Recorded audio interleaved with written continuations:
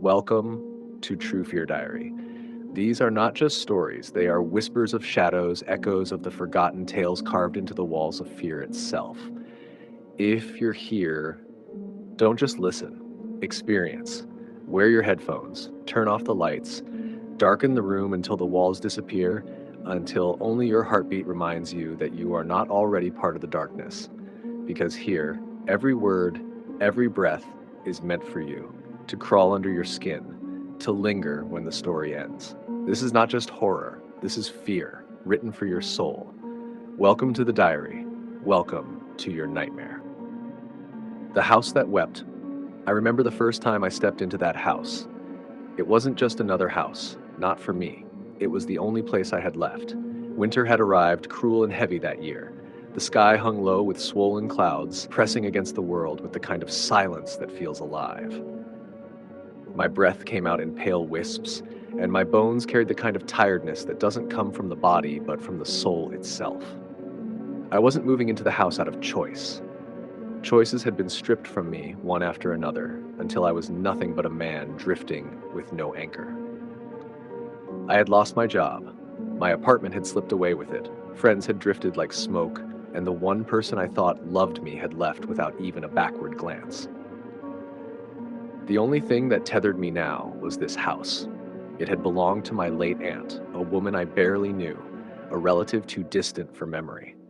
She had died alone, her body found days later, and no one in the family wanted her home. They whispered about it, about her madness in her final years, about the way she used to scream at shadows no one else could see.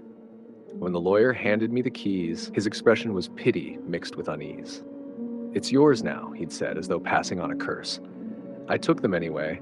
A roof is still a roof, even if it drips sorrow. The first step inside told me I'd made a mistake. The door groaned, a sound too long, too heavy, like the moan of something living. Dust clung to the air, and the smell was sharp, metallic, like rust or blood. The shadows didn't behave. They pooled in corners that should have been lit by the tall windows. The air itself pressed down on me, heavy, resisting my breath.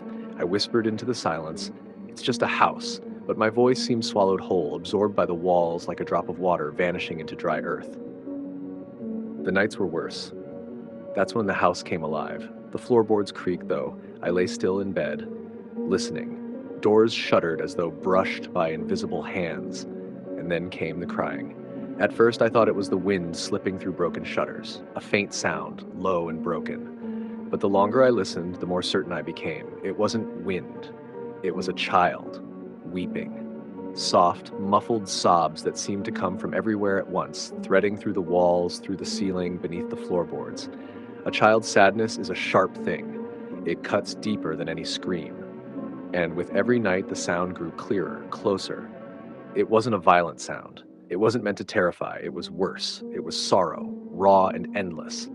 That sorrow seeped into me, clung to my chest until my heart felt heavy even in daylight. I carried her grief like it had become my own. By the fifth night, I could no longer lie still. I rose from my bed and followed it. The crying pulled me down the long hallway, the portraits on the walls, my family's bloodline, strangers with stiff collars and sharp gazes, seemed to tilt their painted faces toward me as I passed. Their eyes gleamed in the half-light, suspicion etched into their stares. At the end of the corridor, where there should have been nothing but a wall, I found a door I had never noticed before. Its wood was darker than the others, warped, as though it had drunk more sorrow than the house could carry. The brass handle was cold, too cold, but it turned easily in my hand, almost eagerly, as if the door had been waiting for me. The room beyond was a bedroom, small, suffocated by dust and silence. The bed was neatly made, though the sheets had yellowed with age. A shelf in the corner still held toys, dolls with cracked porcelain faces, a wooden horse with one wheel missing, a teddy bear whose eyes had long since gone cloudy. But it wasn't the toys that rooted me to the floor. It was the mirror. Tall, cracked, leaning against the far wall. And in it, I saw her. She was no reflection of mine. She was a girl, no older than 12. Her dress was torn, her hair tangled in wild strands, her skin pale like melted candle wax. Her small shoulders shook as she wept silently, and then her face turned toward me. Her eyes, God, her eyes. They were oceans of grief, black and bottomless, staring through me as though I was nothing but glass. I wanted to run, to scream, but my body betrayed me. My feet felt nailed to the floor, my lungs thick with air that refused to move. She raised a hand in the mirror, trembling, pleading. My own hand didn't move, but I felt a pull, a demand, as though she reached not for my body, but for my soul. And then she spoke, not aloud, not with lips, but inside me. Help me. The voice echoed in my chest, in the marrow of my bones. It was fragile, desperate, threaded with pain that no child should have carried. Tears pricked my eyes before I realized I was crying. Not for myself, but for her. I stumbled back, heart clawing at my ribs, and slammed the door shut. But the crying didn't stop. It never stopped. That night, it wasn't just behind the door anymore. It was inside me, clinging, echoing. That was the night I stopped being alone. Possession doesn't come like thunder. It doesn't crash into you, doesn't seize you with claws. It seeps. Slow, soft, like drowning in shallow water where you don't even realize you're sinking until the world above has faded from view. She seeped into me, thread by thread. Her sorrow became mine. I began waking from dreams with memories that weren't mine.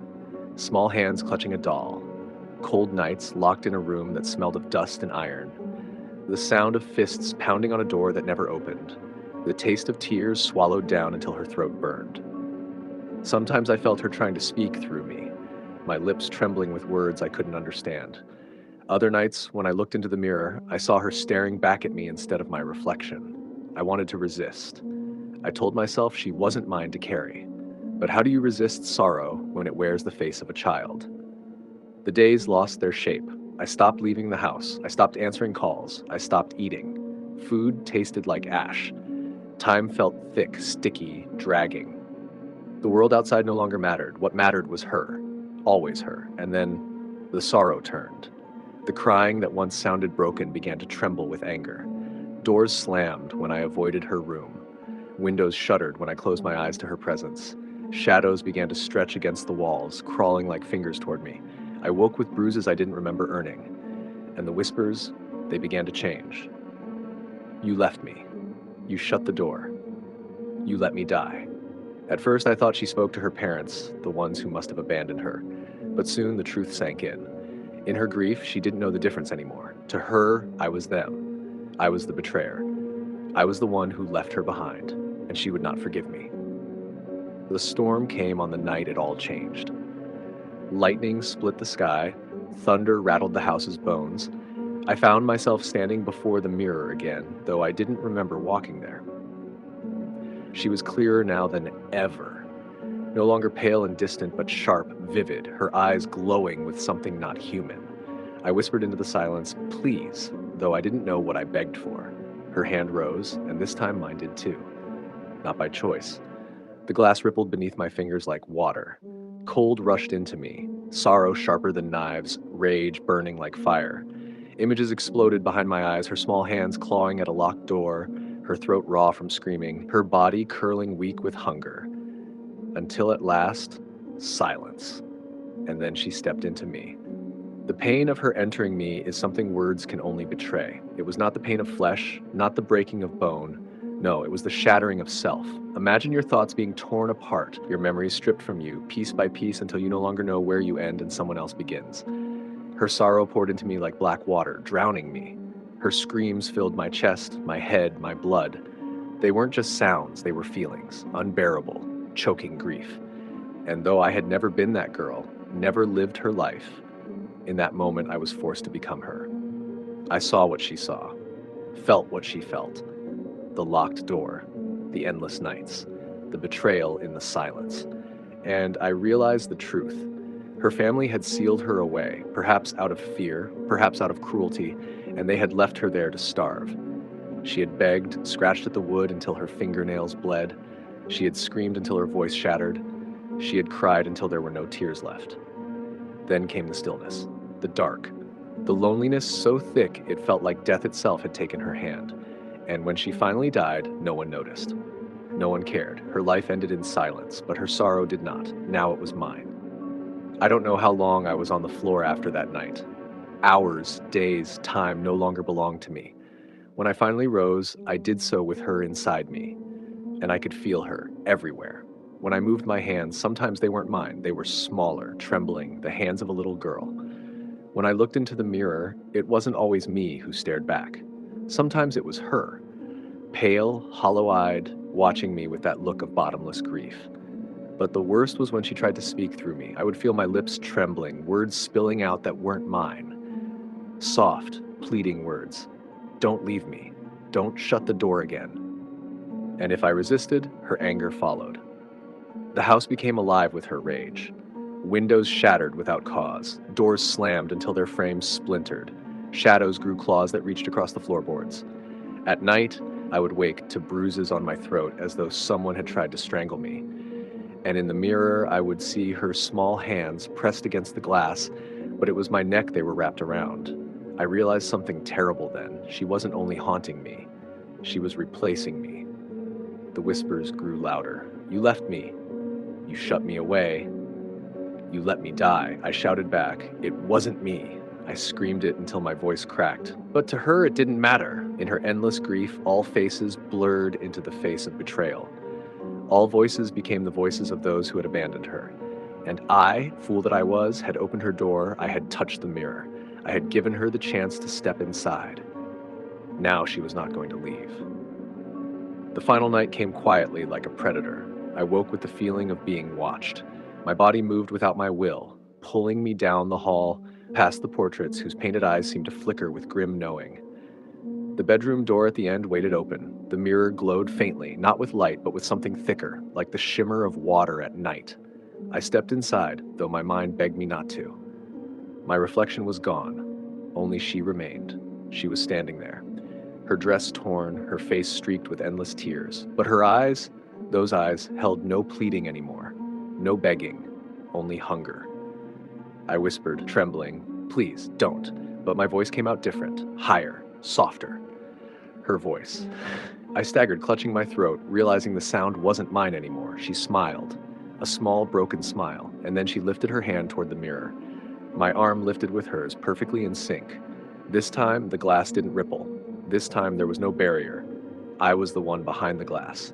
The horror of that moment still claws at me, even now.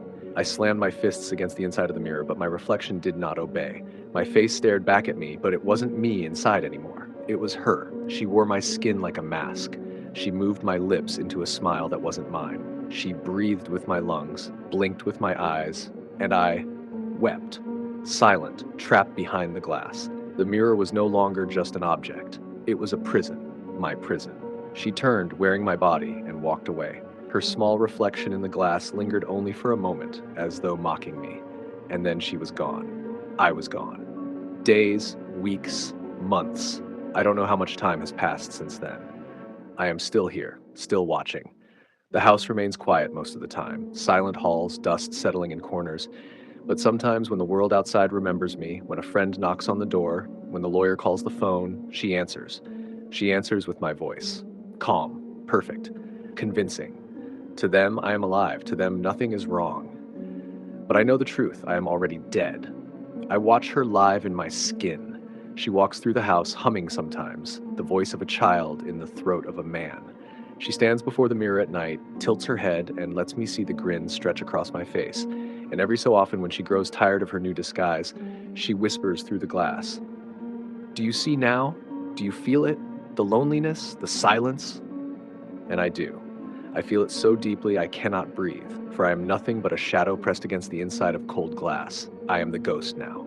I once thought she wanted to be saved, that her cries of help me were real, but I understand now, she didn't want saving. She wanted company. No child deserves to die alone, and now she never will, because she has me. And still, the house weeps, not with her voice anymore, not with the broken sobs of a little girl, but with mine. Low, endless, trapped, a weeping no one will ever hear, except the walls that swallowed me whole. The house that wept does not let go, and neither will she.